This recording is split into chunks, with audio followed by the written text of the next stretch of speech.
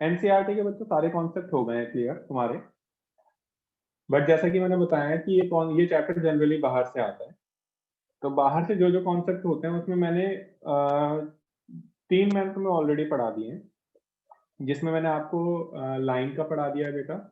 Line के मैंने 2 concept करवा दिए, intersection point of 2 line and foot of the perpendicular of a given point on given line. 2 concept तो ये हो गए थे। फिर मैंने एक अभी आपको बताया था लास्ट क्लास के अंदर कि equation of plane containing 2 lines, वो बता दिया मैंने, है ना। अब चौथा कॉन्सेप्ट है आज, वो भी थोड़ा ध्यान से देख लेते हैं। ये है intersection point of line and plane. थोड़ा ध्यान से देखना है।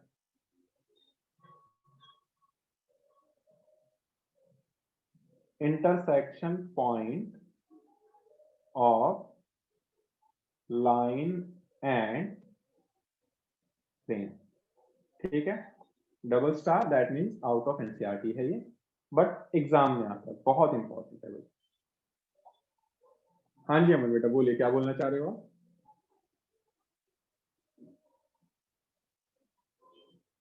बोलिए अमन।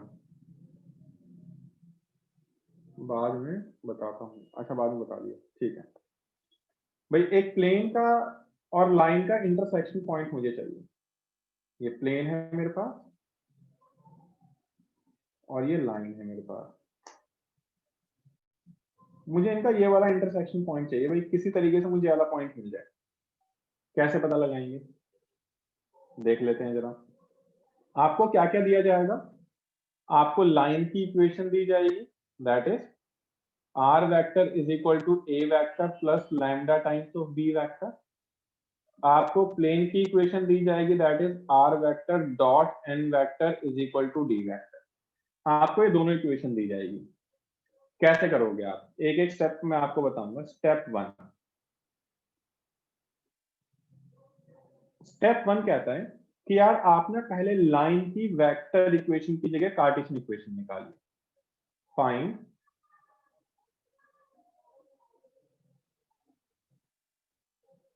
Cartesian equation of line. क्या आएगी कार्टेशियन इक्वेशन अगर आपको पता होगा तो?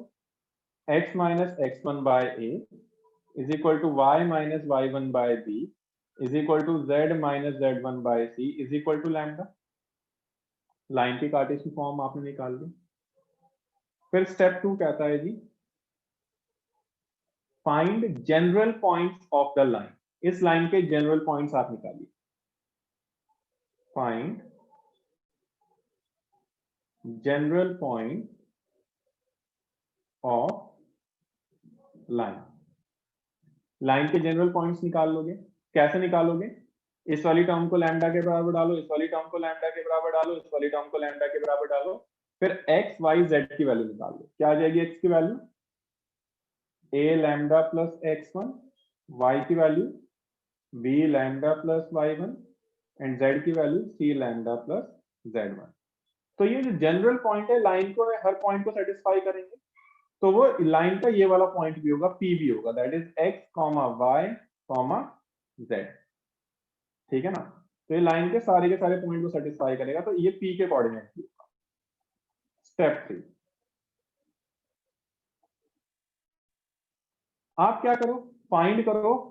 आप ये जो जनरल पॉइंट्स आए ना, इन जनरल पॉइंट्स को, अगर ये भाई ये वाला पॉइंट है जो प्लेन पे भी लाई कर रहा है, तो इसका मतलब ये है कि ये जो जनरल पॉइंट्स है लाइन के, ये प्लेन की इक्वेशन को सेटिस्फाई करनी चाहिए। तो आप यही करो, put general points of line in Cartesian equation of plane, Cartesian equation of plane to get lambda. तुम्हारे पास लैम्डा आ जाएगा ऐसा करके। जो तुम्हारे पास कार्टेशियन इक्वेशन आई थी उसको तुमने क्या करा, वहां से जनरल पॉइंट्स निकाला, जनरल पॉइंट्स निकाल के आपने क्या करा, प्लेन की कार्टेशियन फॉर्म में आपने पुट कर दिया, सो दैट आपको लैम्डा की वैल्यू मिल जाए। अब ये लैम्डा की वैल्यू जनरल पॉइंट में डाल दो, you will get intersection point. Step four, put value of lambda in general points to get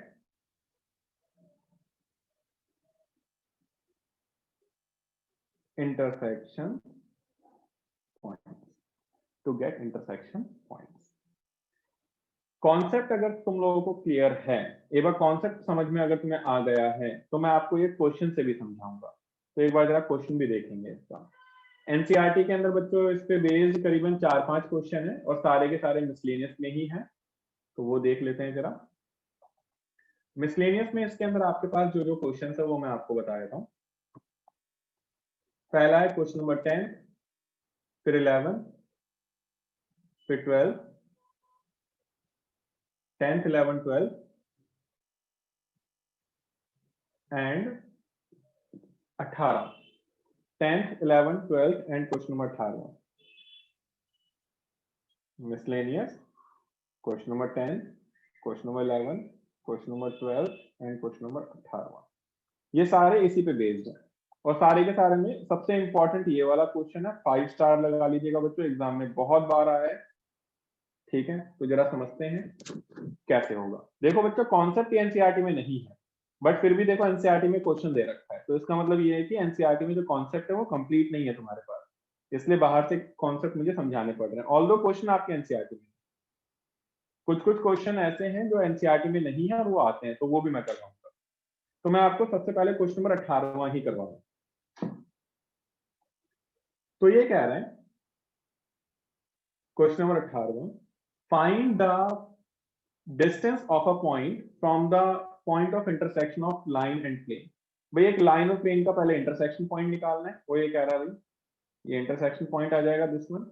फिर इस वाले पॉइंट का एक दिया गया पॉइंट है, पॉइंट तुम्हें दे रखा है, दैट इज -1, -5 और -10।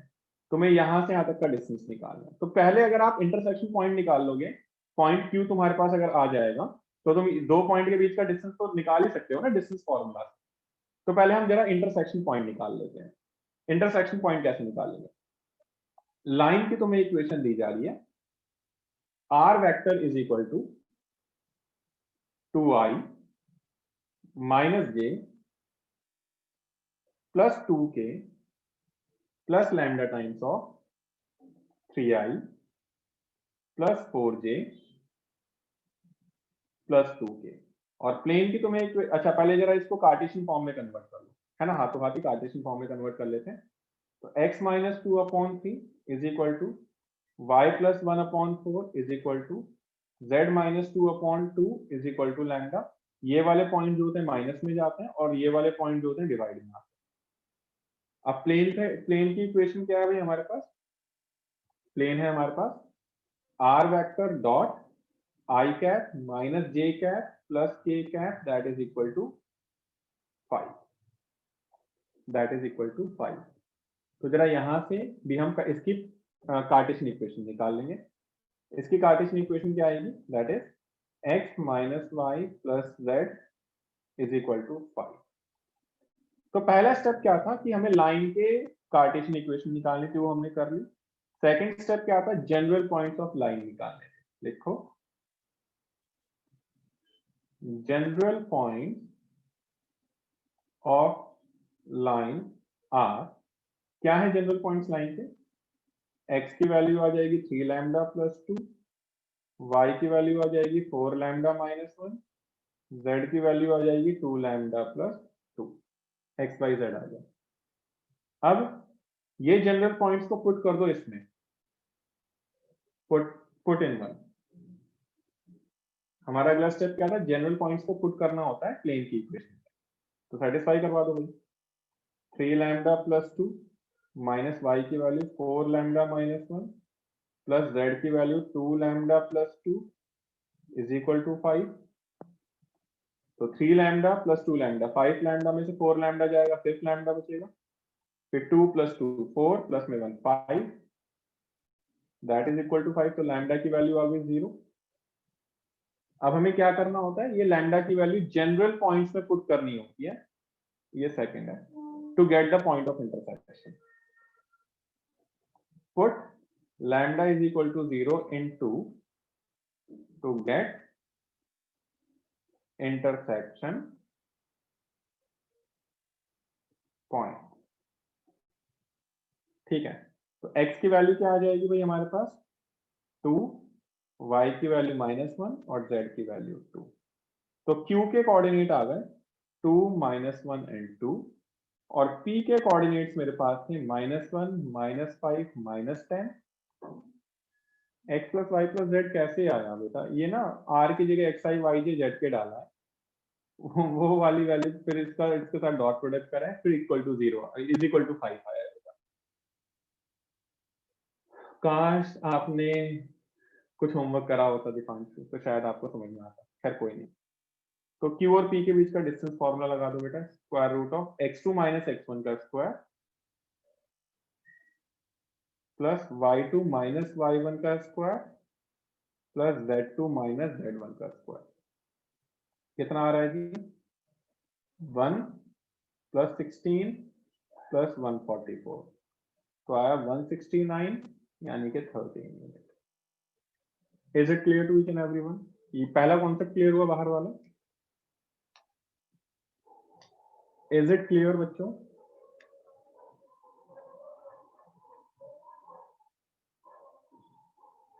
भाई समझ में आया नहीं आया कुछ? ठीक है, तुम लोगों को फुल एनसीईआरटी खत्म करनी है नेक्स्ट क्लास तक। Next class will be on Friday. तो फुल एनसीईआरटी, ठीक है। फ्राइडे एनसीईआरटी हमारी खत्म हो गई है, दोनों बुक हमारी खत्म हो गई है बच्चों। तो ये डिक्लेयर किया जाता है कि तुम्हारा सिलेबस खत्म है। बट एक क्लास और लूंगा मैं, एक क्लास और के अंदर मैं क्या करवाऊंगा, मैं सारे के सारे डाउट्स लूंगा और एक आध कॉन्सेप्ट और बचा हुआ मैं वो भी खत्म करवाऊंगा। तो अगली क्लास में मिलते हैं बच्चों, अगली क्लास में मिलते हैं होमवर्क के साथ।